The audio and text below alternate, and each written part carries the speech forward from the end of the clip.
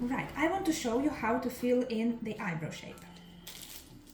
You can do this even with pen and pencil if you've done all your other exercises, or you can practice that when you already have your machine at home.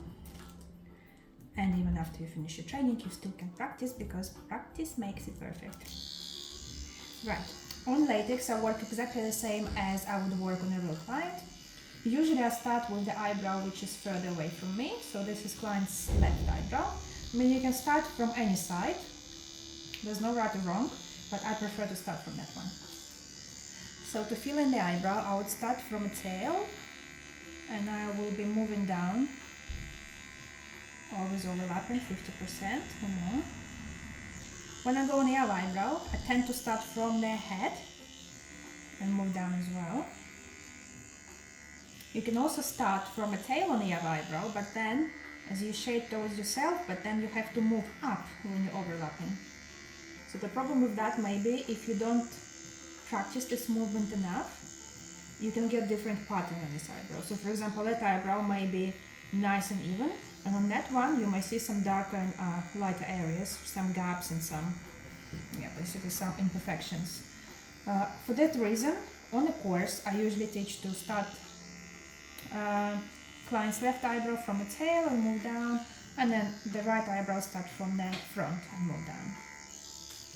To fill in the tail, you have to do like a fan movement, not movement, a fan shape. So you would start from one point, the tip of the tail, and then you would place your strokes like that, slowly changing direction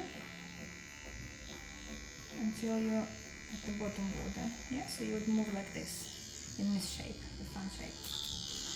Okay, so let's start so you can see how I'm working.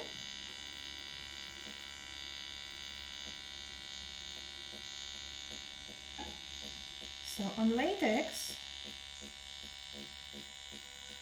I do about, in the thinner area, I do about 10 strokes per section before I move down, overlapping 50%.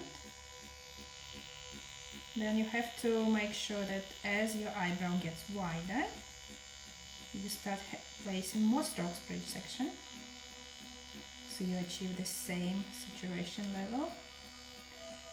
So as I come closer to the arch, I'll probably do about 15 strokes per section, and in the thickest part of the brow, I'll be doing around 20. On a client, unless it's really thin, fragile, mature skin, you'll probably have to do double, if not triple amount of strokes per section, because otherwise when you wipe you will see nothing. Right, I do remember when I was a newbie, I did have lots of questions on, for example, how to do the arch, because obviously it curves a little bit. This is where the exercise where you are filling these half circle shapes comes handy, because if you've done your exercises, you will be able to do slightly curved strokes. Actually, on a client, because you stretch the skin and this arch gets a lot flatter, not as curved, so it's easier. But on the latex, all you have to do, you just have, in this area, you'll just slightly curve your strokes, just slightly, just to follow that shape. And yeah, that's all you have to do. An arch.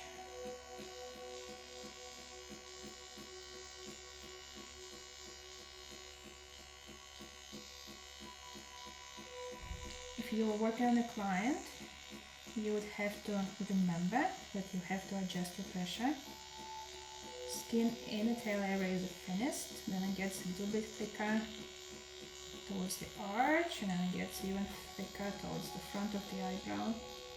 On latex we do the same pressure, but on a real client you'll start very light at the tail, and then you'll go a little bit harder from arch, and then from roughly mid-body you would go a little bit more harder, more pressure, to account for differences in skin thickness.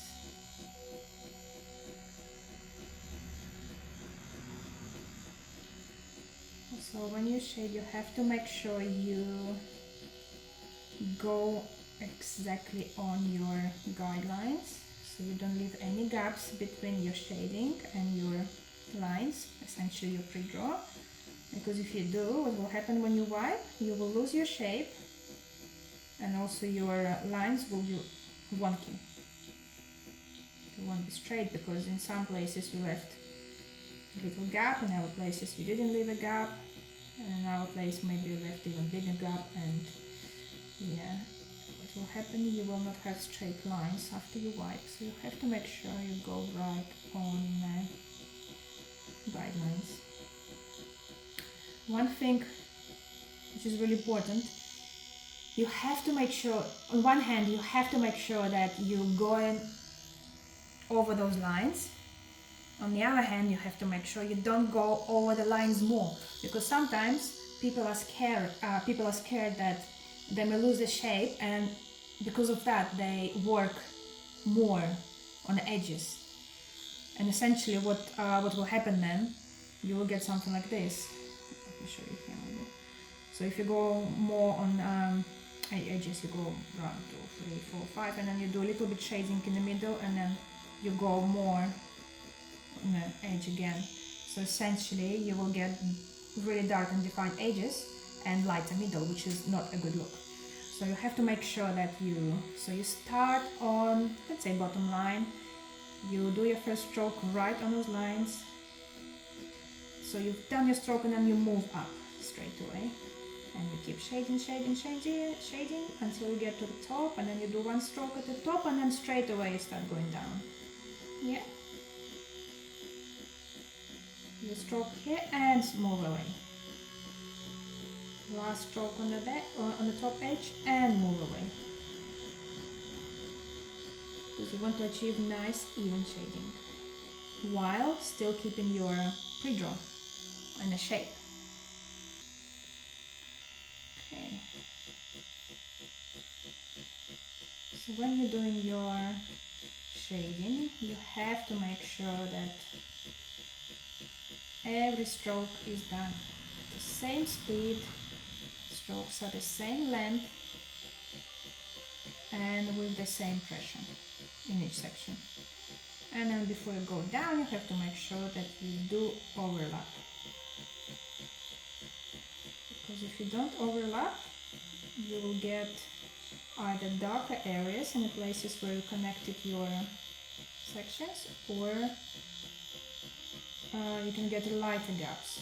That's if you leave some space between your sections. When you overlap, it helps you to achieve nice and even shading.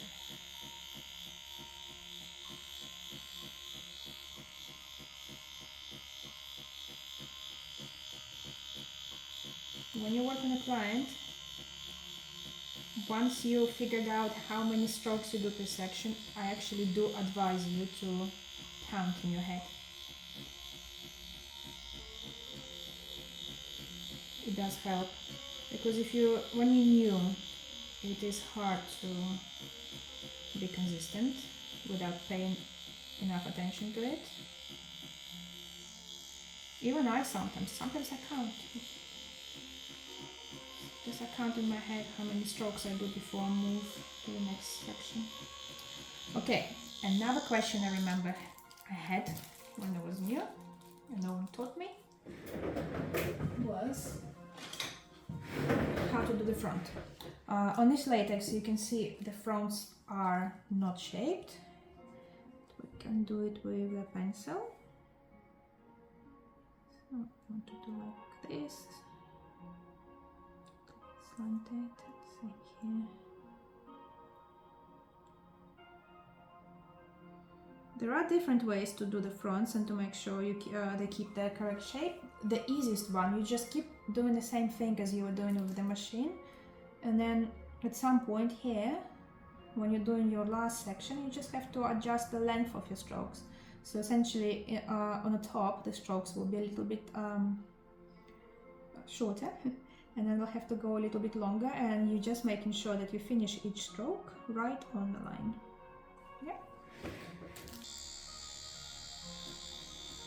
So now I still need to do maybe 1 or 2 regular sections before I come close to the very front.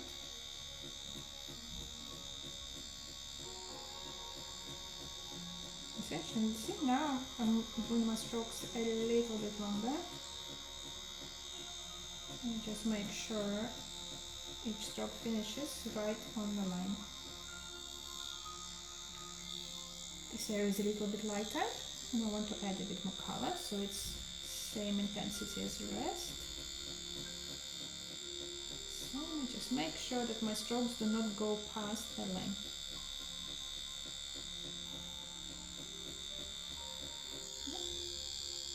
That's it. So one brow is done. The eyebrow, as I already mentioned, you can start from a tail, but then you have to practice to make sure that when you move up to the next section rather than down, you don't get any light or darker areas and patchiness. I find it easier to start from the front, because by the time you've done your first eyebrow, you should already know your pressure on that particular person, and you already figured out what pressure you have for the fronts of the eyebrow, and then you'll just start with the same pressure in the front here. And then as you move down, you lighten your pressure a little bit in the arch, and then you lighten it even more in the tail. To shape the front of the eyebrow in this area, you basically just start your strokes right from the line. Same way that we were doing here, but here it was the end of the stroke which had to go in the line. On this eyebrow it will be the beginning of the stroke, which has to start exactly at the line.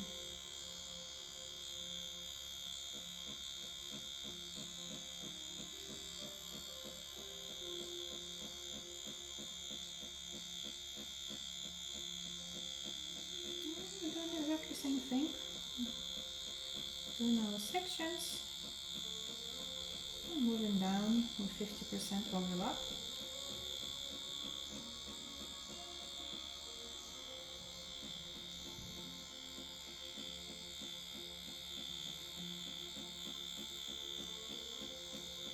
I have a little story to tell you. Especially when you're new, it is better if you don't chat with your client while you're tattooing, because you can get distracted and mess a little bit up. So I was working on my friend's eyebrows, and after like a pass or two, one of her brow fronts was a little bit lighter. So I was going to add some more color there. And we were chatting, and I was working, I was adding color, I was shading on that eyebrow, and we were chatting, and then at some point I realized that I'm doing the wrong side. Because of chatting too much, I started working on the brow, which was dark enough. It was really lucky that I was using inorganic pigment and also that I'm really light-handed, so I've done a tiny bit of damage which I could fix, basically. I did fix it, I just made everything else darker, which was fine. Because it wasn't, I mean, it wasn't the end of the job yet, I still had to add another layer, so I could fix my mistake. But if I was working with organic inks, for example, that would be a big mess up, because by that time that front would be too dark. So yeah, it's not a good idea to chat with your clients, especially if you're new, because you can make mistakes like this. What you can do, just when you start working, when you start tattooing, just tell your client straight away, say politely, okay, you can say something like this. Now, I'll start tattooing your eyebrows. I have to really concentrate, so I won't be able to chat to you much. Just relax, close your eyes, and you can even try to sleep. If you say it this way, then the client will be more than fine with that, and then you will be able to pay more attention to what you're doing. And what you will be doing, you will be counting your strokes in your head, because it really helps.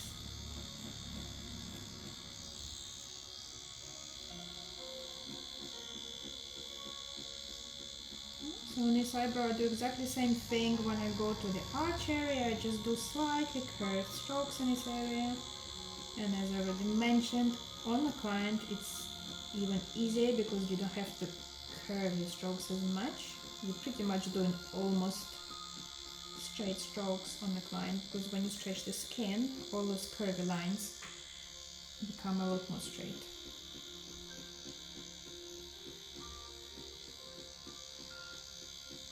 Another thing I can advise you, when you're practicing on latex, use your other hand. I wasn't using it, but you can use it, so you get used to it, because that hand will always be working, your stretching hand. So you can never just stretch. You don't have to touch your work so it doesn't smudge, like on the client, but yeah, you can just place your fingers here and just stretch your latex. So you get used to it, and also you'll be getting used to having needle quite close to your fingers. You will be learning to be more careful so you don't stab yourself. Yeah, it's a really good thing to do, to use your stretching hand even when you're practicing. Because on the client you always use it. You cannot work without stretch.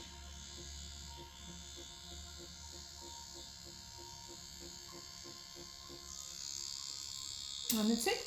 In the tail area, so I was doing same fan shape, but in the opposite direction. So I was coming from here, and then slightly adjusting the angle of my stroke, coming here, here, here, here, here, until I've got the shape of my tail. Start there, and you slowly adjusting the angles of the strokes, like that. And that's it. This is pretty much done. If I want to be really picky, I can see a few areas which look tiny bit lighter, so maybe a little bit in the front here I can add.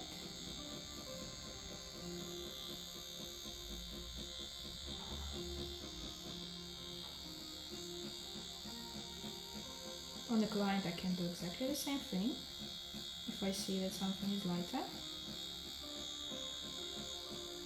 So you notice I don't do my 20 strokes per section anymore. I just go briefly over areas which I think look a little bit lighter. Okay, that's it. So this is the first pass, the first layer. Show you a little bit closer.